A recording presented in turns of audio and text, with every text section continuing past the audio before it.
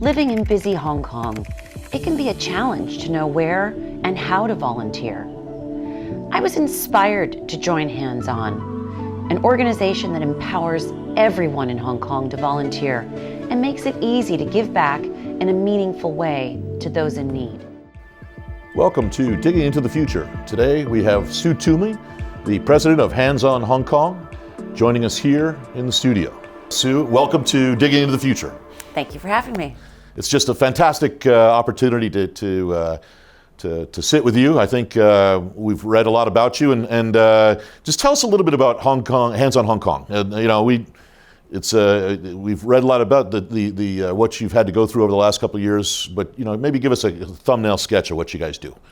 Thanks, Bill. So HandsOn Hong Kong, we are a local nonprofit organization, or as we like to say, for impact organization.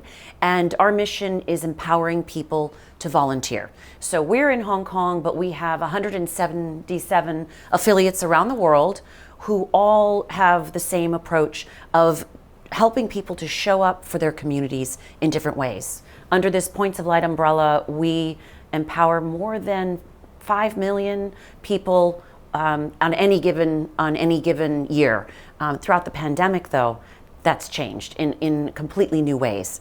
So we have been leveraging our platforms and our technology to really scale our work and enable people to engage in new ways that they haven't been able to before. Imagine during a pandemic when everyone's having to be hands off, it's hard to be hands on. Yeah. Well, let's think about that. So, say there wasn't a pandemic here. What would you guys? What does a week look like at HandsOn Hong Kong? I mean, would you do events each week, or what would be your comment? A normal week before the pandemic. Yeah, in a normal pre-pandemic time, we would be running 200 or more activities every month, so dozens each week, and typically in person. We had people actually delivering hot soup to an isolated elderly person at home in their home. So face to face. We have people out, volunteers out distributing food or blankets in the winter to people who are experiencing homelessness. Homework help for refugee students. People out cleaning beaches or trails, or helping out at an animal shelter. So these are very tactile things and in-person activities that we're running all the time. Yeah.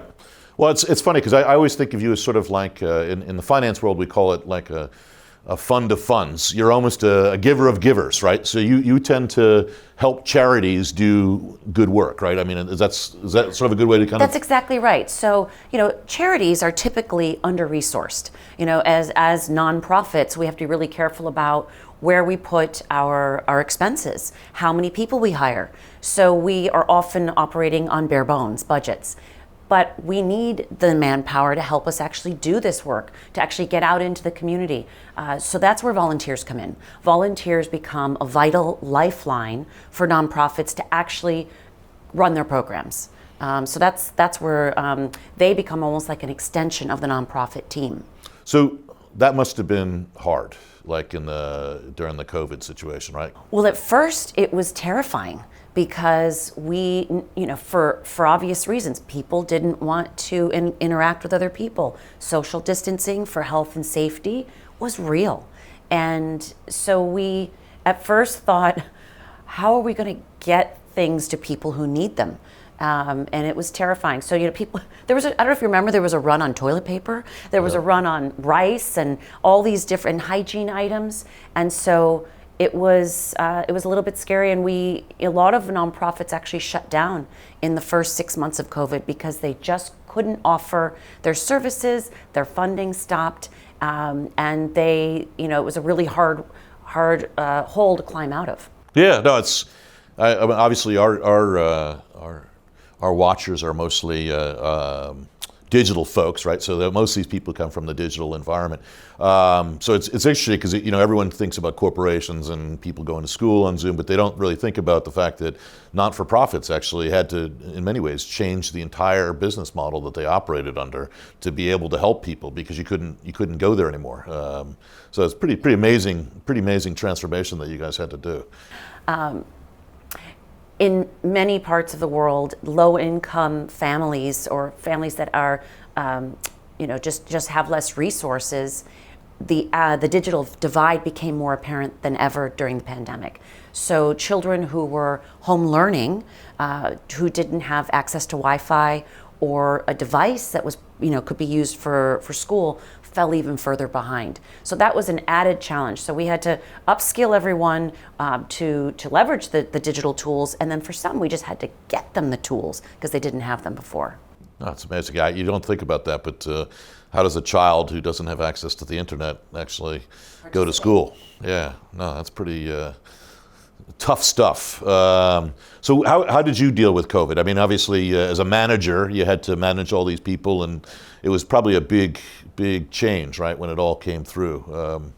What did you do to, I know you mentioned you tried to talk to everybody every day, but what did you do to kind of keep the team motivated through it all? Yeah, we actually did sort of a daily exercise that was, it was all through Zoom, all digital. What's your form score, 1 to 10? Because then you would know how someone was doing. What are you doing for the day? But then what's something you're grateful for? So we had a gratitude exercise every single day, which really does help remind you of what's positive and what's going right when everything else feels like it's not going right. And also, we found whole new ways to do team building activities online. Previously it was, let's go bowling together, let's have a meal together, and this was show pictures of your favorite vacation, or we had people sending in photos that represented something about them that we were able to learn more about each other.